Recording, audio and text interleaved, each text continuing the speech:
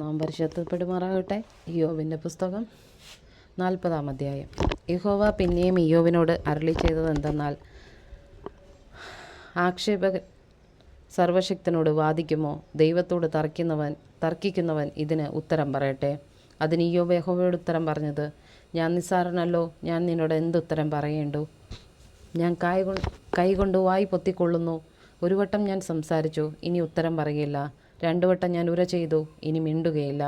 അപ്പോൾ യഹോവ ചുഴലിക്കാറ്റിൽ നിന്ന് ഇയ്യോബിനോട് ഉത്തരം പറഞ്ഞെന്തെന്നാൽ, നീ പുരുഷനെ പോലെ അര മുറുക്കിക്കൊള്ളുക. ഞാൻ നിന്നോട് ചോദിക്കും, നീ എനിക്ക് ഗ്രഹിപ്പിച്ചു തരിക. നീ എൻ്റെ ന്യായത്തെ ദുർബലപ്പെടുത്തുമോ? നീ നീതിമാനാകേണ്ടതിന് എന്നെ കുറ്റം പറയുമോ? ദൈവത്തിനുള്ളതുപോലെ നിനക്ക് ഭുജമുണ്ടോ? അവനെപ്പോലെ നിനക്ക് ഇടിമുഴക്കാമോ? നീ മഹിമയും പ്രതാപവും അണിഞ്ഞുകൊള്ളുക, തേജസ്സും പ്രഭാവവും ധരിച്ചുകൊള്ളുക. നിന്റെ കോപപ്രവാഹങ്ങളെ ഒഴുക്കുക. ഏതു ഗർവിയെയും നോക്കി താഴ്ത്തുക, ഏതു ഗർവിയെയും നോക്കി കവിഴ്ത്തുക. ദുഷ്ടന്മാരെ അവരുടെ നിലയിൽ തന്നെ വീഴ്ത്തിക്കളക. അവരൊക്കെയും പൊടിയിൽ മറച്ചു വയ്ക്കുക, അവരുടെ മുഖങ്ങളെ മറവിടത്ത് ബന്ധിച്ചു കളക. അപ്പോൾ നിന്റെ വലങ്കൈ നിന്നെ രക്ഷിക്കുന്നു എന്ന് ഞാനും നിന്നെ ശ്ലാഘിച്ചു പറയും. ഞാൻ നിന്നെപ്പോലെ ഉണ്ടാക്കിയിരിക്കുന്ന നദീഹയമുണ്ടല്ലോ, അത് കാളയെപ്പോലെ പുല്ലു തിന്നുന്നു.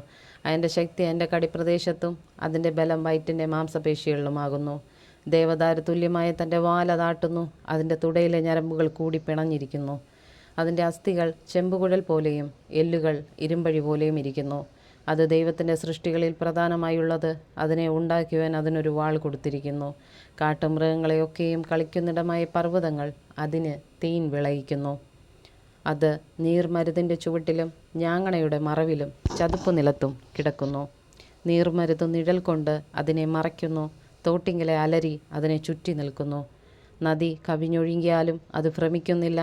യോർദാൻ അതിൻ്റെ വായിലേക്ക് ചാടിയാലും അത് നിർഭയമായിരിക്കും. അത് നോക്കിക്കൊണ്ടിരിക്കെ അതിനെ പിടിക്കാമോ? അതിൻ്റെ മൂക്കിൽ കയർ കോർക്കാമോ?